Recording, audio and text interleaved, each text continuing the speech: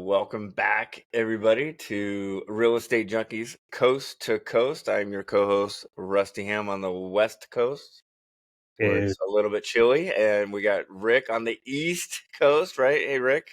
it was 15 degrees this morning, so I think your chili wasn't as chilly as ours. 15 degrees. Yeah, our chili was mid 50s, and we were cold. Yeah, so Rick, you're out in New Hampshire. New New Hampshire. Hampshire. Yep. Awesome stuff. Welcome. Again, we're a mindset, skill set, system, the three pillars of our business. And again, it doesn't have to be real estate, right? It could be anything, right? Any business that you have, you're going to have a strong mindset. You're going to have your systems, and you're going to have a skill set. Those three, if you don't have one of those, it's almost like that Venn diagram, right? That, that we call it smart, being wicked smart in the middle. But if one of those out of the Venn diagram doesn't work, your success levels, you being successful is not necessarily going to be there. So let's talk. So today, Rick, in the community, the wicked smart community, we're leaning towards mindset, right? Because I think a lot of the associates in the community, they get a little, if they don't get a deal, they tend to wig out a little bit, right? So talk about in the mindset, we try to get to their why. Like why, yes, why? Okay, I want to be financially independent. Okay, but why, right? So talk about that, and then what we're going to do in the future as far as that the why project. Yep. So important. Couldn't be more important than that. That's the glue that holds everything together, really. Yeah. So describe, because you've done some exercises with some associates on the why. So kind of describe what that looks like, and then what we're going to do in the future. So the way I usually address it is to look at all your values, that your life revolves around. What is the center of what makes you happy and what makes you you? Whether it's family and spiritual, health, whatever. It's all different areas, so it's not just one area. Mm-hmm. And once you do that, then you say, okay, well, why? Why do you want to do this? And a lot of people, especially, I just want to diversify. Well, that's not going to be a strong enough why, especially when you go through hard times, and you will. Mm-hmm. It's not easy. It's very lucrative, but it's not easy. So I remember way back when I started in the business, and Steve Murnick and Lauren, they said, well, why do you want to, what's your why? And I said, well, I want to leave my W-2. Well, because I getting up there and was concerned about retirement and having financial security. Why? And pretty soon it was like, what do you mean, why? Okay, stop asking me. I just told you. So, and then it came down to, what does your perfect day look like? What does your perfect life look like? And in detail, to the point of, what does the air smell like? If you, like, for instance, let's say you want to travel the world with your family to different countries. Where specifically do you want to go? How long do you want to go? What if you had no time restrictions on that? What kind of food would you eat? Restaurants would you go to? What kind of shopping would you do? How does it feel? How does it feel to be able to provide that for your family? So it's really drilling down into it and designing that perfect life and not putting limitations on it. When you realize what you have in your hands, it totally opens your eyes. Yeah, I like that. Not putting limitations on what you foresee in the future, right? Right. It's we talk about scarcity versus abundance, right? And if you think scarcity, like, oh, you say your why is, oh, I just want to be financially independent. Well, that's scarcity, right? That's, you're talking abundance. It's, sitting on the beach with Mai Tai, with the wind blowing in your hair.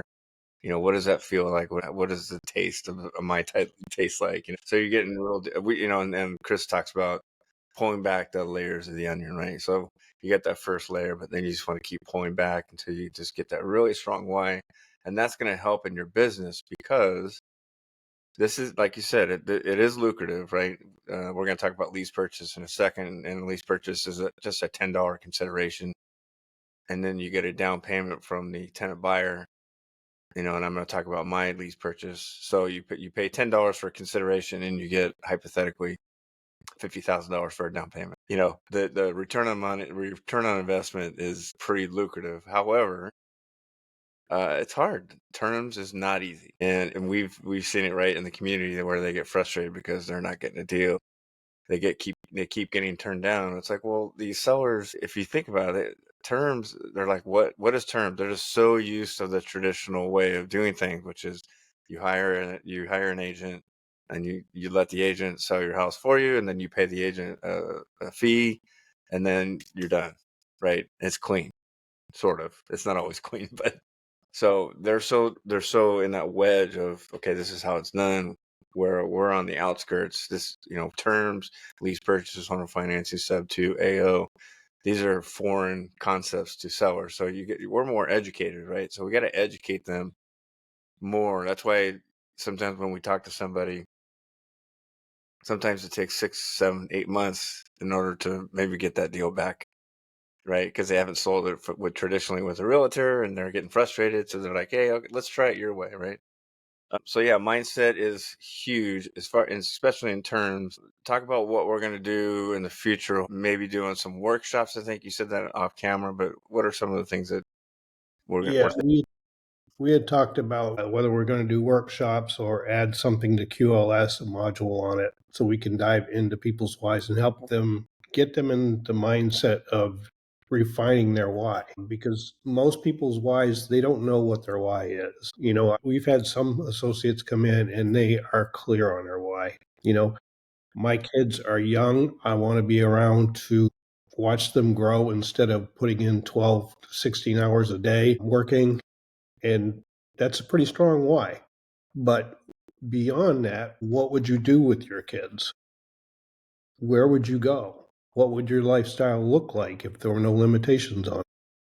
There you go. Yeah, I like that. And let's backtrack. You said QoS. Maybe some of the people that are listening have no idea what QoS. It's a quantum leap system. It's a home study course on terms. Where if you go into the show notes, there's a link there that you can click on that, and you can purchase the QoS system that we went through. You can try and do it on your own, right? You can buy QoS and try and do terms on your own, or you can hire a coach, one of me or Rick, and we can walk you through the process and get you more deals rather than maybe no deals because you're trying to do it on your own. Yeah, so maybe some modules in QoS, maybe a workshop where we spend, because we do have a mastermind every Thursday, so maybe we spend just a full mastermind just talking about like how to, because we ask the students, what's your why or why you're here. It's very generic, right? It's not, like you said, it's not, we don't go into deep detail on what their why is. And quite frankly, a lot of them don't know how to go that deep. And so I think this is important. What you're suggesting is a workshop where they can watch these videos and do the exercise. And maybe now we have a community where we're going after it, right? And any bump that happens in the road, they're able to overcome it because they have this why, and they have this why that they've thought about, right? Yep, perfect example. It took me 15 months to get my first deal. Most people would have quit, but I had a strong enough why to get through that. Yeah. And mine was a year. It took me a year to get my first deal. It took me a year and a half to get my first sold. At any point during that time, I could have just stopped and said, "This sucks." Just and you and I both really had secure jobs, right? Yeah. I was a teacher. I would have to do something really stupid to get fired. So I didn't. I could have quit at any time. I could say, "Well, I just go back to teaching," right? So yeah, good stuff. And and we've had Jessica Johnson on, and it was right after she had that. I don't want to say a mental breakdown, but I think she spoke to you. She spoke to a couple of other coaches, and we dug into her why, and then she able to kind of bounce back, and then all of a sudden she's got 3 deals right after that, just bam, bam, bam, right? Yeah, and I can remember specific examples exactly where I was when I was talking to an associate and trying Hmm. to develop their why, because they were consistently going to everything, attending to what they needed to do, and doing accountability, everything that we teach them to do, but there was something missing. And I worked on their whys, and you can see exactly when they hit their why, because all of a sudden it's like a springboard for them. Yeah, super important. Awesome stuff. So that's our warm up mindset. and really digging into your why. And again, if you want more of that, you can join the community and we can help you with that. Let's pivot, Rick, to our game plan. The game plan this week is lease purchase. We haven't talked about that in a while. I mentioned it earlier. It's a $10 consideration fee, and it's basically we're getting the house under contract. It's called a lease purchase with the option to buy. So we have the option to buy it. Now people kind of get confused with the option. Like, well, what if you don't buy it? We do.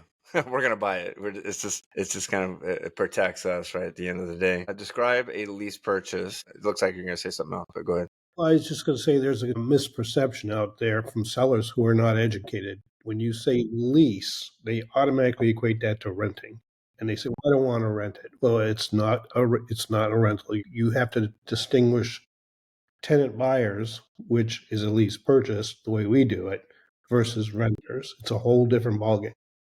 Yeah, completely different, right? And we can get into the buyer side at a later time, but we're actually the buyer. We're the tenant buyer. We're just subleasing it to a future tenant buyer, someone who's going to get a mortgage and pay it off. But we're the tenant buyer contractually. We're the tenant buyer.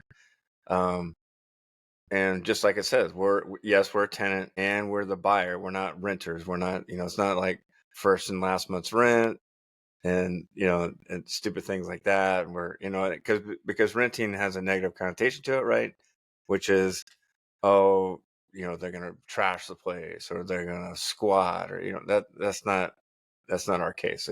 It's a lease. There is a lease agreement for sure, but we're buying the house, right? And we're going to treat it because why would we trash our own house? It doesn't make sense. But describe a lease purchase, like what it looks like, and then maybe why would someone do that? Why would they wait for the money? Well, with a lease purchase, we're locking in their equity. We're not talking the price. We're locking in their equity. So if there's a mortgage on it, say 100K, and let's say they've got a 400K home, their asking price, you're locking in the 300K. And a lot of times when you're talking to sellers, you can say, well, regardless of what happens in the market, your equity's locked in. Yeah, I like to say we're protecting it. Right, right. And again, there's no commissions or fees.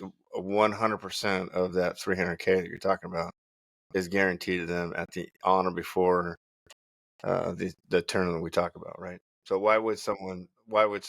So what are we doing with a lease purchase? So we agree on a price. We agree on the equity that we're going to pay out. So keep going with the lease purchase. And we're going to agree on a term, Mm-hmm. whether it's 3, 4, 5 years, whatever. Depends on the seller situation. And of course, we always design a deal around the seller's needs, as long as it still works for us. And you're making sure you're paying the mortgage on their behalf. We're not taking over the mortgage, we're paying it on their behalf and taking care of the taxes and the insurance. So, and any maintenance and repairs. So it's hands free for them, especially if maybe they were a landlord or something like that. Or we could go to an AO, which we can discuss on another show. Yeah. Yeah, which is just an AO is a shorter term lease Yeah. purchase. We Basically. don't make as much on that one because we're not in the middle. I like what you said as far as we're making payments on their behalf. How I describe it is we're servicing the loan, right? And for those of you, we're going to pay, we call it an authorization release. So the seller gets an authorization release, which gives us the authority to log into there and pay the mortgage company directly. Is there times where we pay the seller and then they pay the mortgage? We don't recommend it. I've done it, and it happened to work out in my case. Okay, so you've done it where you pay the seller and the seller, because not that we don't trust the seller, we trust ourselves more than we trust, because technically if you pay the seller, let's say the PIT is 2,500, you give the seller 2,500, they technically could just keep it and then not pay the mortgage, and then they go into foreclosure and we don't know, right? You put your buyer at risk, your end buyer. You're putting the buyer, you're putting a lot of people at risk. We're not necessarily at risk because nothing's in our name, which is good. We do have a notice of option, which clouds the title, but I don't think legally, I'm not sure they can do anything about it. So we pay the mortgage company directly. It's a lot smoother that way. And unlike you said, it's hands off for the seller. Yes, the mortgage is going to stay in their name. Yes, the title is going to stay in their name. So they do get the benefits of home ownership, right? They get depreciation. They don't necessarily get appreciation, but they do get the depreciation and the write-offs hypothetically because they're technically leasing their home. So why would someone do that? Why would they agree and get nothing in the beginning, right? Because we're not paying them, we're not giving them a down payment, we're not giving them cash flow. So why would someone just say, "Hey, here's my house for 3 years"? There's a lot of different reasons. They could have had their house on the market and buyers had fallen through. That's one reason. Or they could have had their house on the market and it just didn't move for some reason, one reason or another. And those are two reasons. If they just want to move the property, let's say they have to relocate and they don't want to have to deal with all of the headache of the property. Yeah, a lot of sellers that, especially in the Southern California area, they have two homes. The ones that I speak with, it's their second home, right? So they don't necessarily need their money. They want to be done with the home. They don't need their money right away. So they're like, okay, let's hypothetically let's just agree on 300,000, and then you can pay me off on or before 3 years. The reason why it's attractive for sellers too is, if you're selling your home for 400,000 and you have $300,000 in equity, if you sell it traditionally, someone's going to come in maybe 2% lower than the asking price, so 2% lower, 400,000, and then there's 6% transfer title, transfer fees, all that kind of stuff. So yes, you're wanting 400,000, but you're actually walking away with 340, right? So now you only have, 300, what is that? 360, no, 240 in equity, not 300,000 in equity, right? Um, so they want to maximize the amount. Again, they don't need the money. That's the key. The key is they don't need the money. They want to be done with it, and they want to maximize the amount of money they have stored at equity, right? So, some people say, you've had this, Rick. Well, I can just take that money and put it into a interest-bearing account. So why would I wait? Yep, you do get that one. But real estate, there's no better return than on real estate. So, and the thing is, if you look at what they're going to lose over that time period in paying commissions and lower price, whatever, or let's say the market drops, Mhm. no one's got a crystal ball. Right. Yeah. And you say, okay, so you lost $60,000 on fees and coming in, people coming in lower. How long is it going to take you to make up for that 60K? Right.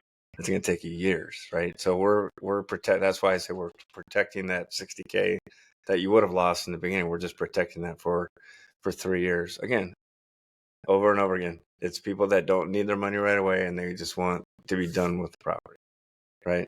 That's why I think we beat that up a little bit. So let's transition. The But other, the other thing is they maintain ownership of it. yeah, yep.